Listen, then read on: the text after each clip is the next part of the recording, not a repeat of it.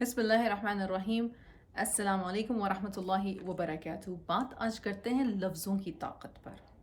ہم سب جانتے ہیں کہ ہمارے الفاظ ہمارے لیے ایک بہت خوبصورت وسیلہ ہیں اپنے پیاروں سے جڑے رہنے کا، اپنے معاملات کو سلجھانے کا، رب تعالیٰ سے دعا مانگنے کا، کسی کے حق میں بہتری کرنے کا۔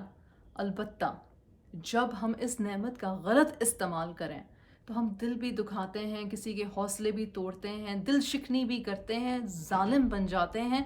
تو معاملہ یوں ہے کہ جب اللہ نے یہ نعمت جس کو عطا کی ہے اسے یہ یاد رکھنے کی ضرورت ہے کہ اس نعمت کے ساتھ اس کی ذمہ داری بھی بہت بھاری ہے۔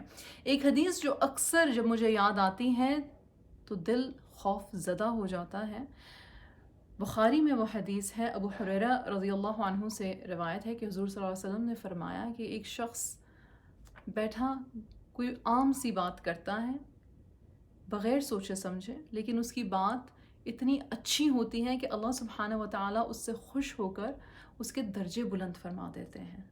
اس کے برعکس کوئی اور شخص ایسے ہی کوئی بےمانی سی غلط قسم کی بات کر دیتا ہے بغیر سوچے سمجھے، یہاں تک کہ وہ رب تعالیٰ کو اتنی ناگوار گزرتی ہے کہ اسے جہنم میں پھینک دیا جاتا ہے۔ سوچیں کتنے سیکنڈ لگتے ہیں منہ سے کوئی لفظ نکالنے کے لیے۔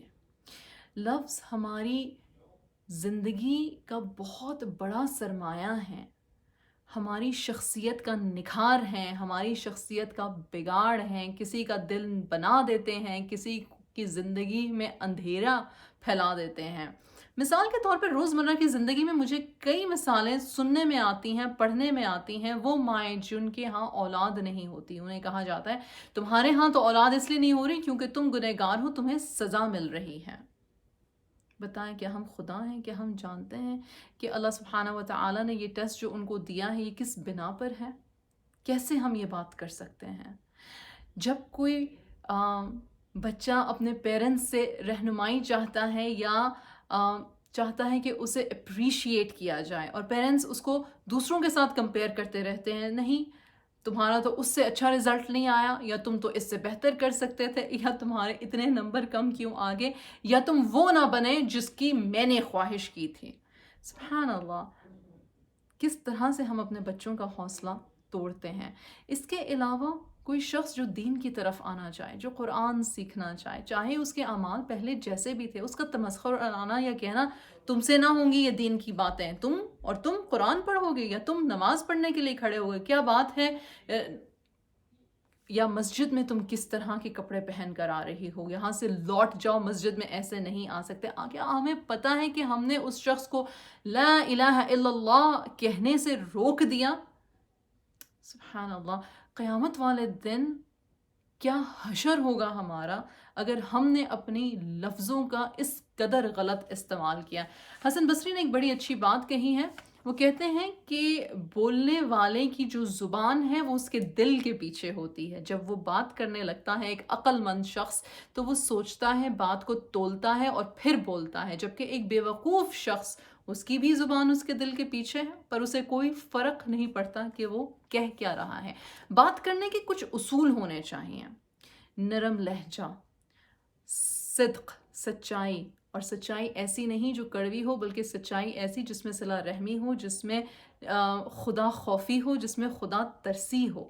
اس کے علاوہ لوگوں کے ساتھ دوہرے رویے مت رکھیں بات کرنے کے لیے، کہ گھر کے اندر آپ کسی ایک لہجے سے بات کرتے ہیں اپنے اہل و عیال کے ساتھ، اور باہر کسی اور لہجے سے بات کرتے ہیں، یا لوگوں کو ان کی ویلتھ پر ناپتے تولتے ہیں کہ کس کی گاڑی کس طرح کی ہے تو اس سے کس طرح سے بات کرنی ہے۔ ہر انسان رسپیکٹ ڈیزرو کرتا ہے۔ نرمی سے، تمیز سے، اچھے طریقے سے بات کرنے سے ہمارے ہی اعمال اچھے ہوتے ہیں، کسی کا کچھ نہیں جاتا۔ امام شافعی نے کہا کہ یہ جو زبان ہے یہ ایسے ہی ہے جیسے کہ سانپ، اور کئی لوگ ہیں جو اس کے غلط استعمال کی وجہ سے ہلاک ہوئے ہیں۔ تو سوچیں کہ ہمیں اللہ سبحانہ و تعالیٰ نے یہ جو خوبصورت نعمت عطا فرمائی ہے اسپیچ کی، ہم اسے کیسے استعمال کرتے ہیں، ہمارے نامہ اعمال میں کیا لکھا جا رہا ہے۔ نرمی سے، عاجزی سے، خدا ترسی سے بات کرتے ہیں، ہمیں نہیں پتہ کہ اللہ سبحانہ و تعالیٰ کے ہاں ہمارے کون سے اعمال، ہمارے کون سے الفاظ ہمارے درجے بلند کر دیں۔ یا رب ہمیں ان میں سے فرما جن سے آپ راضی ہو جائیں۔ آمین۔ جزاک اللہ خیر۔ السلام علیکم۔